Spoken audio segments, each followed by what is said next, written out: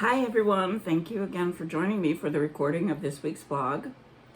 This week I'm going to be talking about a term that I use quite often, and I haven't really thus far explained it too well. Or not too well, I really haven't gotten into the details of what it actually means. And that term is our team of light. So the title of this week's blog is Our Team of Light. Who are they and how do they help us? I often use the term team of light when talking about receiving assistance from the spirit world as we try to navigate the challenges and adversities of the physical experience. There are two major categories of helpers that I see that I believe make up our team. There are more, but these are the two main ones that I talk about. The first is spirit guides and the second is angels. They both are committed to guiding us, teaching us, helping us fulfill our life purpose, and delivering messages from our Creator. For this week's blog, I will only discuss spirit guides simply because covering both would be too long. Angels will be a topic for another time, which will also be fun.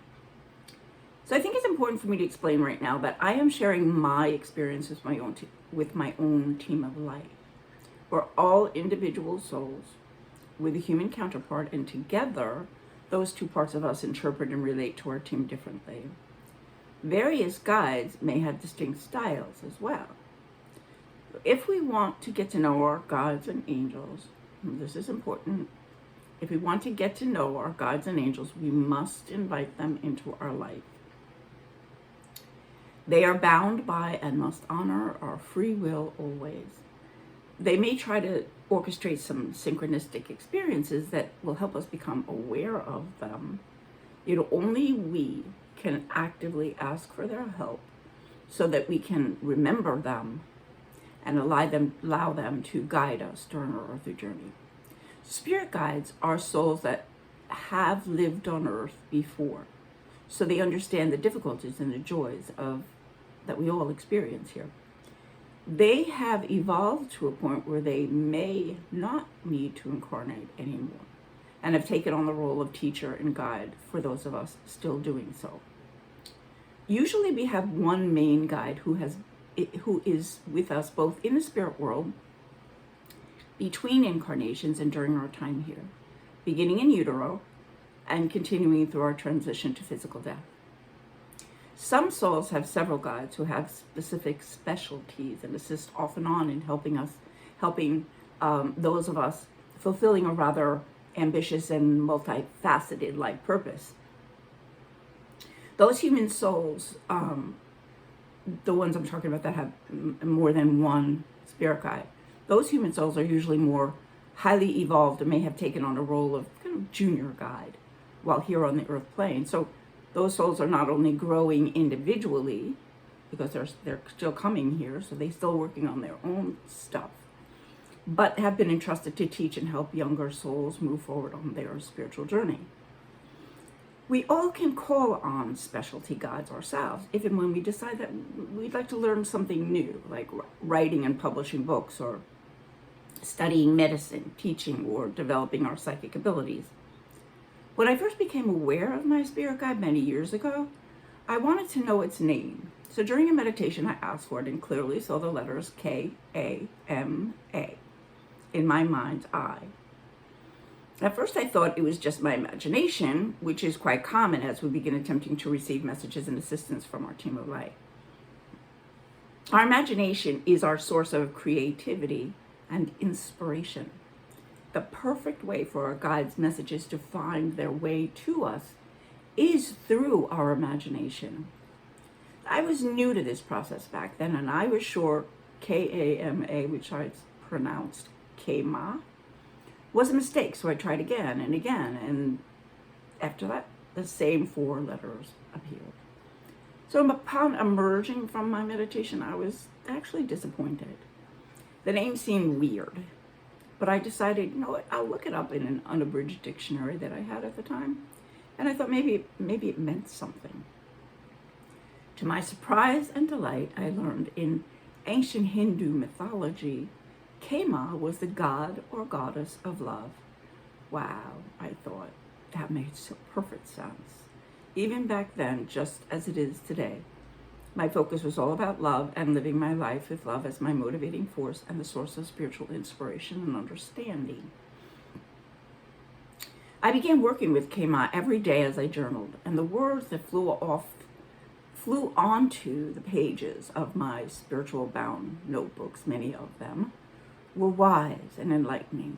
As I read some of them today that were written when I was in my 20s and 30s, the messages have the same flavor, cadence, and unique style that they do today. Kema has been there for me always, and yet I'm consistently reminded that I still must ask for him to give me assistance. And I had a footnote in the written blog for him because I don't believe that souls are either male or female. But for simplicity, I refer to him. He seems kind of masculine to me, so that's a little footnote in the written one. So over the years, I've become aware that I have 4 other spirit guides with specific specialties. These guides have helped me and still do at different times in my life for various purposes. When I enter the temple of my soul's light, I see with my mind's eye 5 guides altogether. So Kema, she stands in the middle.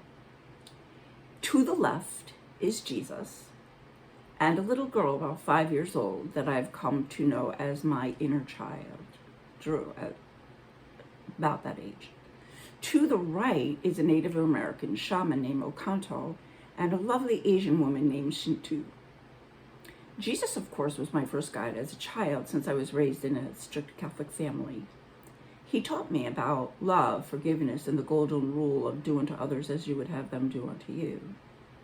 Love, forgiveness, and unity have been at the foundation of my spiritual journey ever since. Jesus always appears to me if I begin to stray too far from the simplicity of his teachings. If I do, I realize that what I'm teaching just feels too complicated for many to understand, so I need to simplify it. He also taught me to be the director of my own life. Getting away with what Catholics call sins in terms of our own human accountability doesn't shield us from the karma incurred for those unloving or unwise choices. Jesus helped me understand that I need not fear judgment in the spirit world, only consequences that will influence my ability to evolve and grow as a soul. The child, or mini-me Drew, never says anything. She has large, doe-looking eyes that seem sad to me. When I see her, she just climbs up onto my lap and nestles close to my breast. I wrap my arms around her and hold her close. This experience almost always brings forth overwhelming emotions and tears, as I feel such love and tenderness for this very vulnerable part of me. Even talking about it now kind of brings up some of that emotion. Through her silence, she reminds me to always be kind and gentle with myself, no matter how much I perceive myself to have fallen short of my intended spiritual goals at any given time. Okantu is strong and tall, with dark skin and wise eyes. His voice is deep and calm. He appears very much like pictures of Native Americans, Native American shamans we have seen in books and movies. He teaches me reverence for the earth and appreciation for the plants, flowers, and trees. Those vital entities he teaches can provide physical, mental, and spiritual healing during our time on the earth plane, and he helps me understand how. He has made me aware that there is wisdom in all of God's creations. Spending time in nature is important to our health and well-being, and helps us remember to care for our Mother Earth if we want to continue to live and flourish here. Finally, Shintu is a lovely Asian woman with narrow eyes and a slight form. She's dressed in a shiny, colorful gown and has an ornate-looking jeweled gold ornament on her forehead. She has and still does assist me in learning about energy and its importance in healing both myself and others. In my practice as a massage therapist and spiritual teacher, she helps me understand that healers don't actually heal others themselves. Instead, they assist them in facilitating their own healing by working together with them to restructure and strengthen their energy that has been altered or weakened. Spirit guides are devoted to us completely. They never judge us and will never abandon us. Yet again, we must ask for their assistance.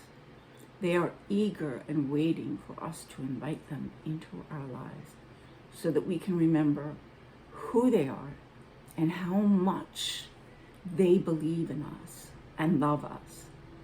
They will not tell us what to do, but instead they lovingly encourage us to help us remember that all the answers we seek lie within the beautiful temple of our soul's light and in the unique configuration of energy that defines our most beautiful and magnificent spirit. So I hope you enjoyed learning about this. I'm gonna take a little sip of water.